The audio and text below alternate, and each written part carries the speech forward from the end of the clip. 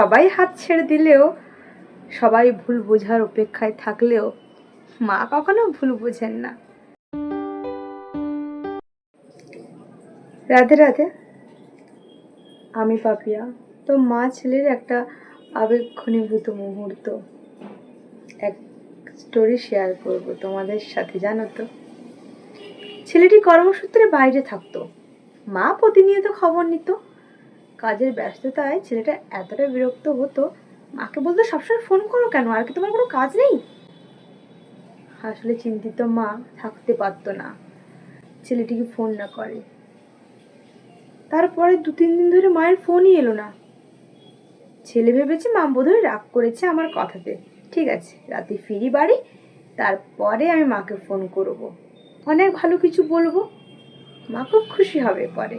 কিন্তু রাতে গিয়ে যখন মাকে ফোন করলো, মা ফোনটা আর ধরলেন না।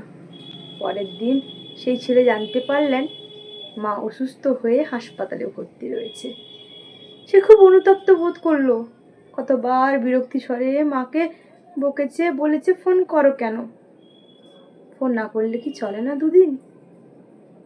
আজকে তার চোখের কোণে জল জমছে, মায়ের কথা বারে বারে মনে করছে। সে অনুতপ্ত বোধ করছে যে কিছু কিছু শব্দের গুরুত্ব আমরা অনেক দেরিতে দিয়ে থাকি। সে এক দারুণ শিক্ষা পেয়েছে।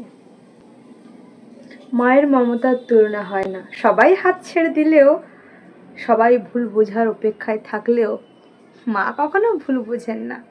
কিন্তু সন্তানরা, আমরা একটু দেরিতেই বুঝি, কি তাই না? বন্ধুরা, কথাগুলি ভালো লাগলে ফলো করে পাশে থাকবেন, লাইক দিয়ে উৎসাহিত করবেন। সবাই খুব ভালো থাকবেন। রাধে রাধে।